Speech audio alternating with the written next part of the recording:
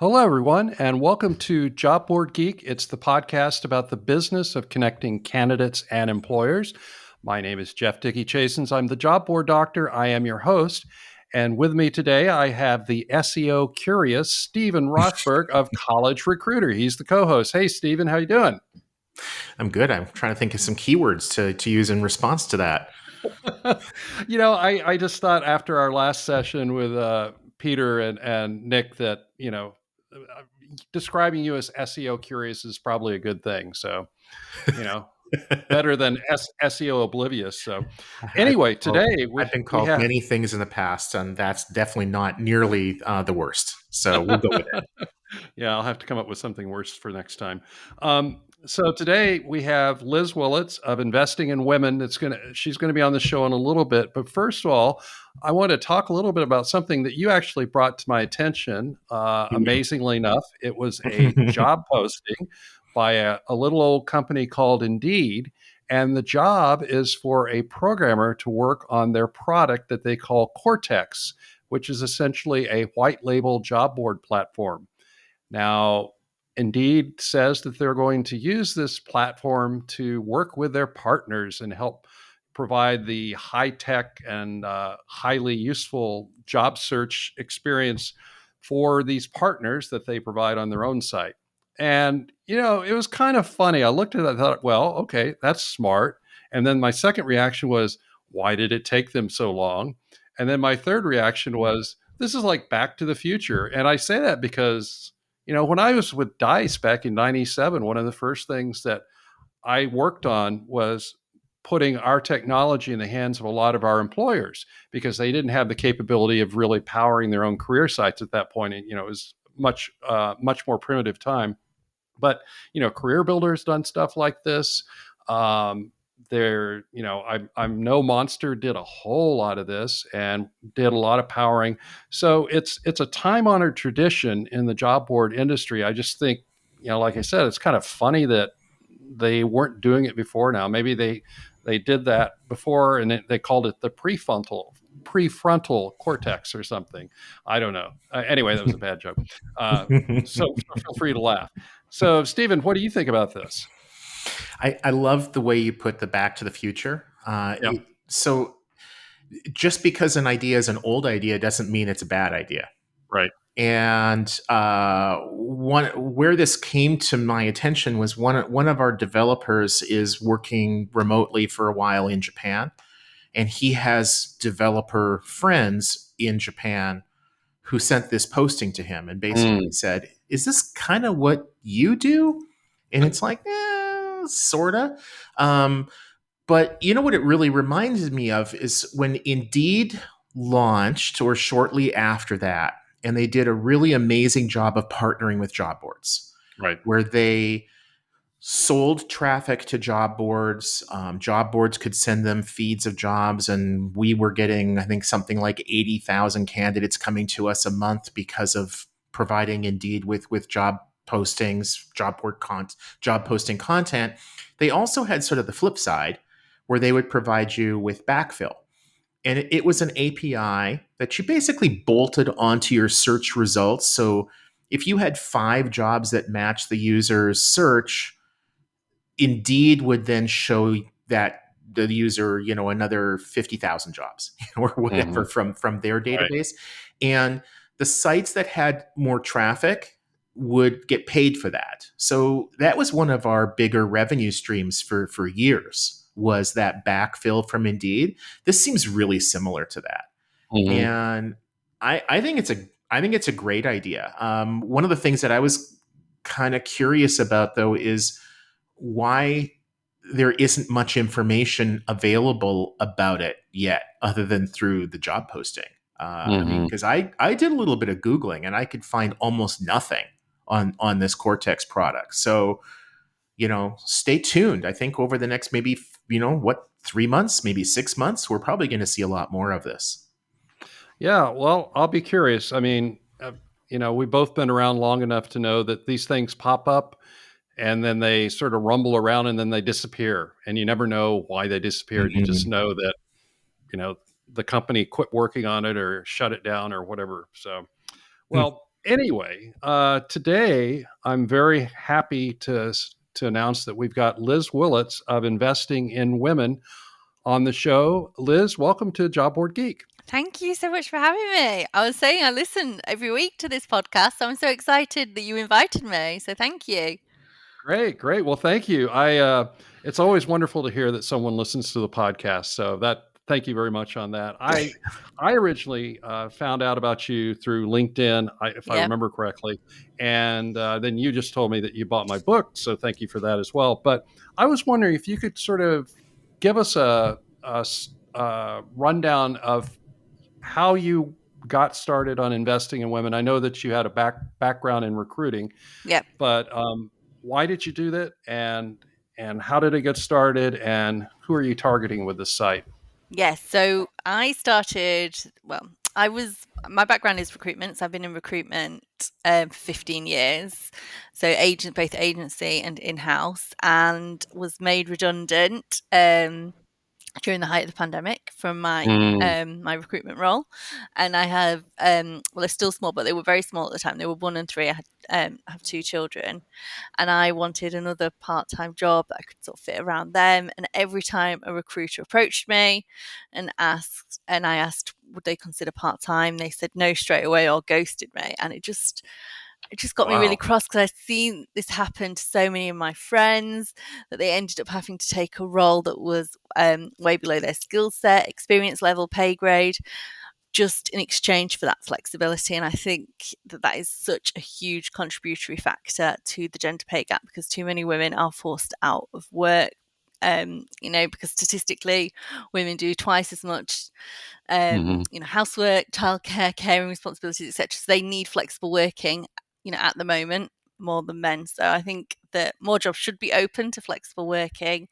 So I got really sort of quite passionate about it and knew I wanted to stay in recruitment, and about becoming just an independent recruitment consultant. Then I must have just, I don't know, I must have seen an advert somehow, how cookies follow you for a job board software.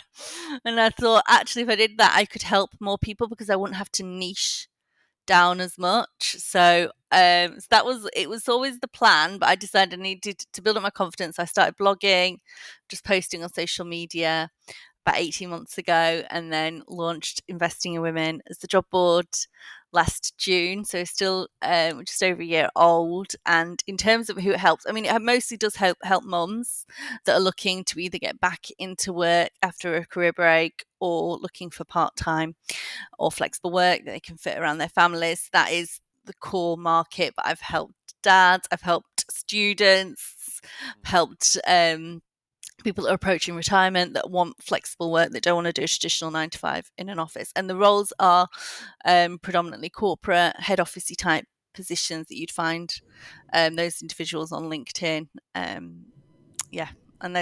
All sorts of roles really within corporate head office.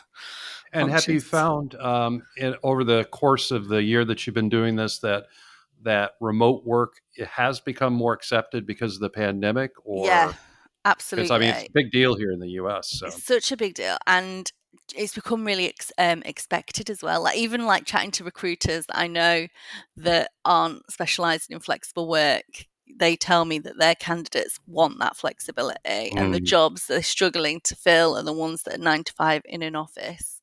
It's just so odd how it's all changed. Even my candidates are rejecting we've got hybrid and concept hybrid, so it's 3 days in an office, 2 days from home, and my candidates now have viewed that as full-time, not flex, whereas I think pre-pandemic everyone would have thought that was great. Actually, that was quite flexible, but the boundaries have been pushed. It's a lot more accepted.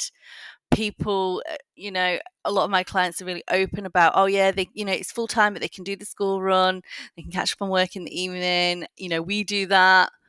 I think the pandemic really changed it, and people, doing Zoom calls, their kids walking in, people realize that, jobs aren't the most important thing to people's lives and families. And a job is just a part of that. And the employers that are hiring that are going to do well are the ones that recognize that. Yeah, that makes sense. I totally agree that so many bad things came out of COVID, but one of the good things that came out of COVID is that we all realized that we're all people and we Yeah. have our own lives and families and interests. And, you know, we work to make money and we work hopefully for fulfillment. But at the end of the day, we also still go home and we have little kids to take care of or Yeah. whatever, or in my case, a dog. Yeah. Yeah.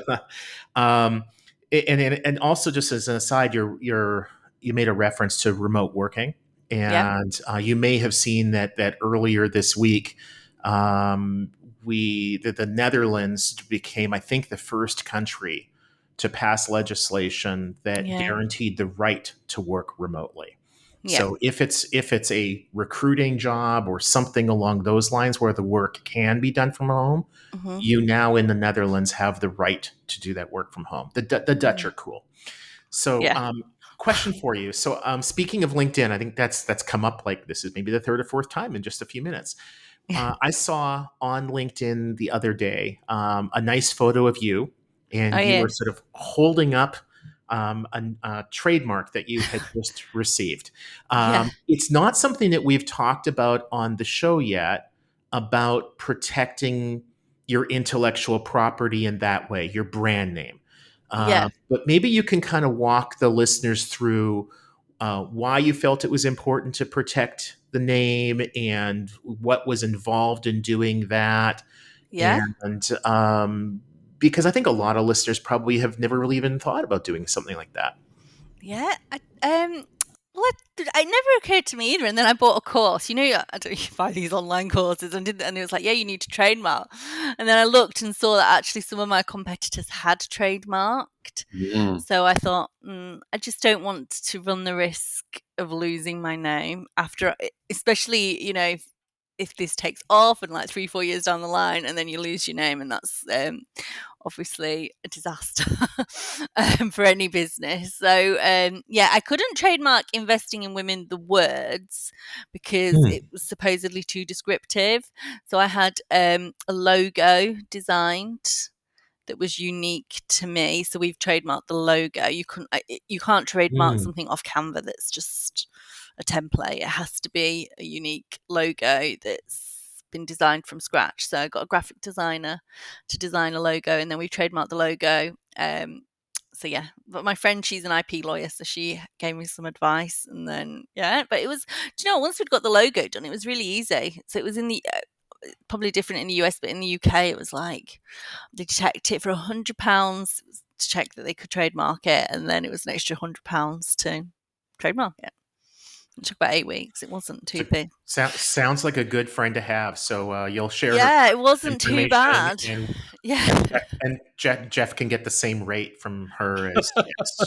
yeah. Yeah, that's right. Out of my British bank account that I have sitting there. So, Don't tell the tax authorities about that. No. Yeah. yeah. Yeah. So Liz, I'm kind of curious. I mean, you talked about starting the business and how you sort of evolved there. What's been the biggest challenge that you've had during this first year of Yeah, I operating the mean, business? gosh, loads. I thought it was going to be easier than it was.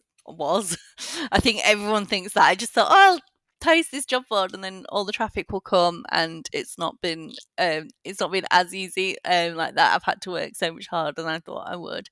Mm-hmm. Probably the biggest thing was I had to rebuild the website, which was at the time felt disastrous because I'd employed someone to build it on a recommendation. She built it. It was really buggy, and then she got a job. So she was like a freelancer, and then she got a proper job, another job. So I had to move to a developer that she'd recommended, and then they looked at it and said she just like made an absolute mess of it. And I didn't really know on the back end, but I know now she'd used 2 different page builders, which supposedly you're not meant to do. It's on Oh. WordPress. So yeah, they were like, basically you've got 2 captains steering the ship or something like that. So they had to rebuild it all from scratch, and that it was really expensive because I had to do it twice, and yeah. And then Yeah, yeah.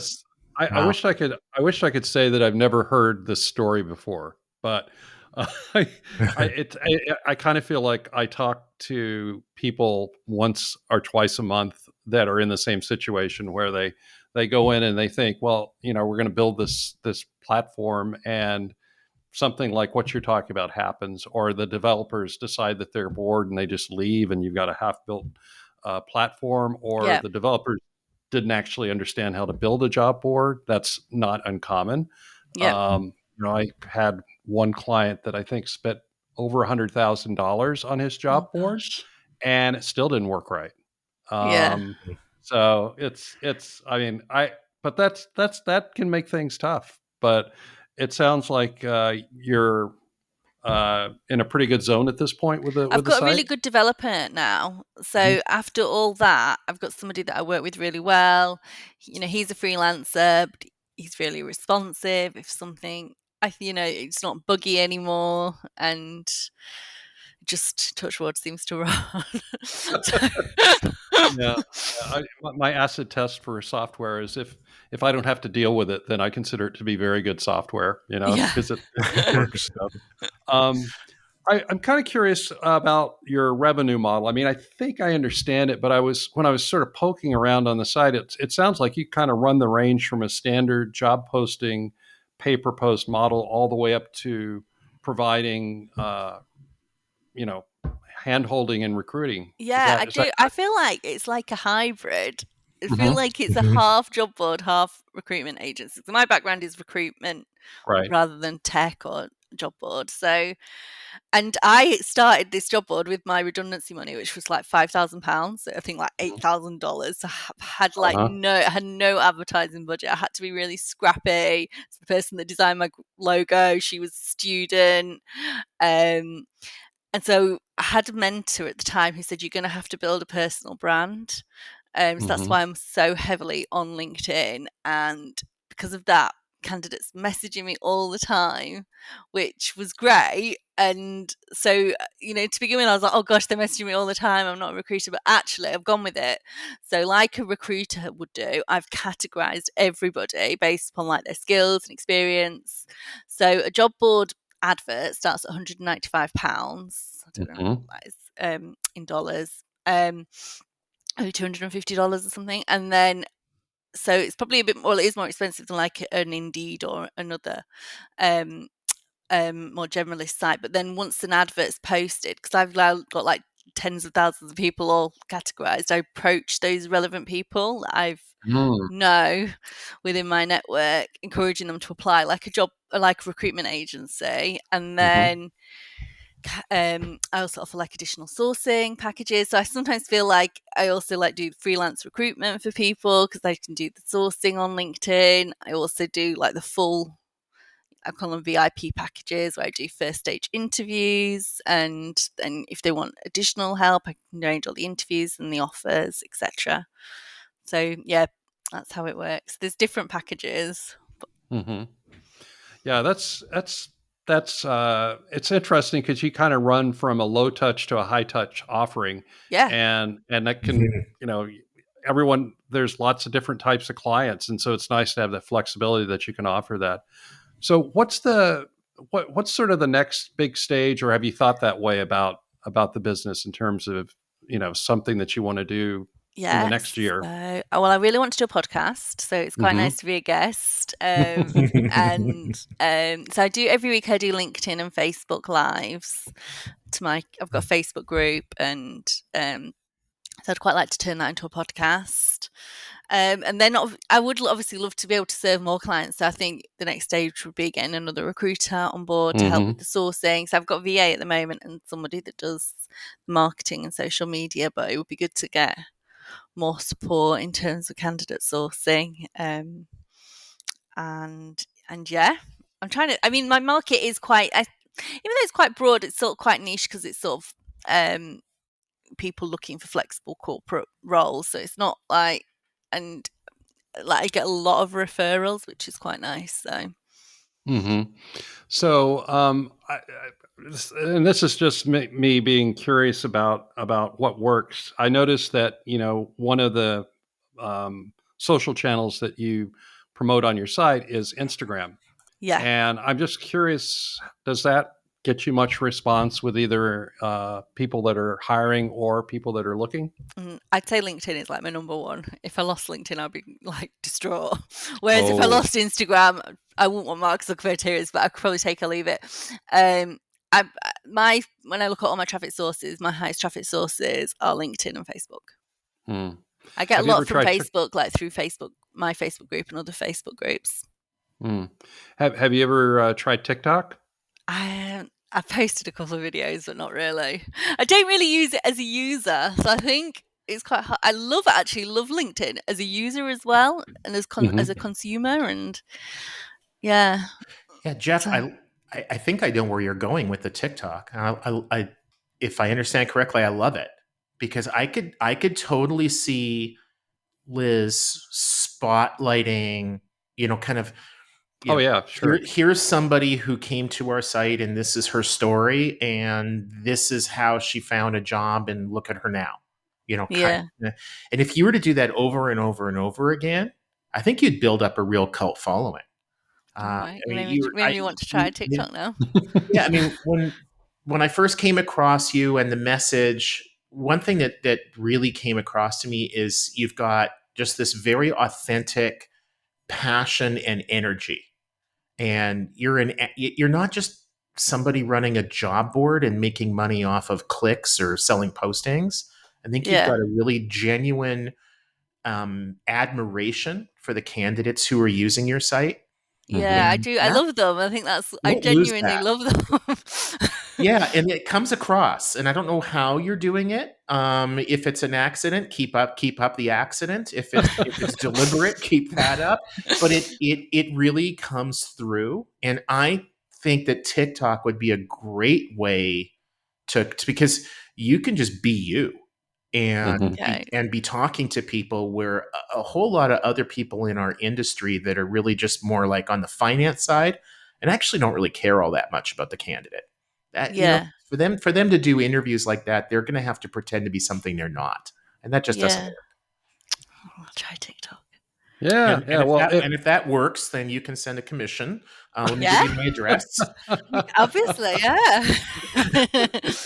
yeah. Stephen is always looking at the angles here, Yeah. So I know. Hey, TikTok. I think TikTok is like the new Instagram.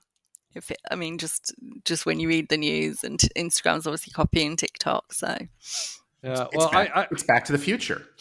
yeah.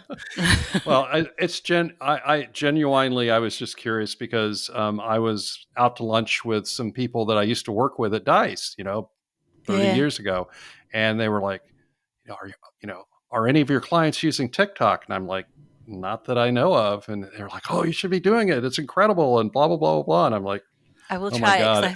I've heard people like the reach you get is amazing, like so much better than Instagram.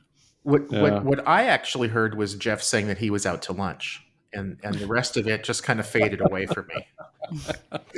Yeah. Well, thank you, Stephen, for that You're comment. welcome. Well, Liz, if any of our listeners want to get a hold of you, what's the best way for them to do that? I Yeah. assume it would be through LinkedIn, right? Through LinkedIn, yeah. So I'm Elizabeth Willetts on LinkedIn. But everyone calls me Liz, but I am Elizabeth Willetts on LinkedIn. You can email me at elizabeth@investinginwomen.co.uk. I've got a Facebook group called Working Mums UK. You're more than welcome to join. I'm trying to think. Yeah, LinkedIn is where I've always got LinkedIn tab open. Okay. Yeah. And listeners, I'd say that her last name has got 2 L's and 2 T's in it. So Yeah, that's right, and an S at the end. not 2 T's or 1 T? Yeah, 2 T's. 2 T's. Okay. 2 Yeah. T's, yeah. Anyway, so much for my helpful hints. And Stephen, if anyone wants to get a hold of you, how do they do that? There are no T's in my first name. Well, actually, no, there is. Darn it. Oh man, you can tell it's a He Friday. just learned how to spell his first name a couple of weeks ago. No kidding, man. It's like, what am I, 3 years old? So it's shoot me an email, Steven@collegerecruiter.com. Great. Well, thanks again for coming on, Liz. It's been wonderful to have you. Yeah. And folks, that's it for today's episode of Job Board Geek. Be sure to subscribe via Apple or Spotify or whatever else you like to subscribe to. Again, my name is Jeff Dickey-Chasins, Job Board Doctor, and you've been listening to the only podcast about connecting candidates and employers. That's all for now. We'll see you again next time.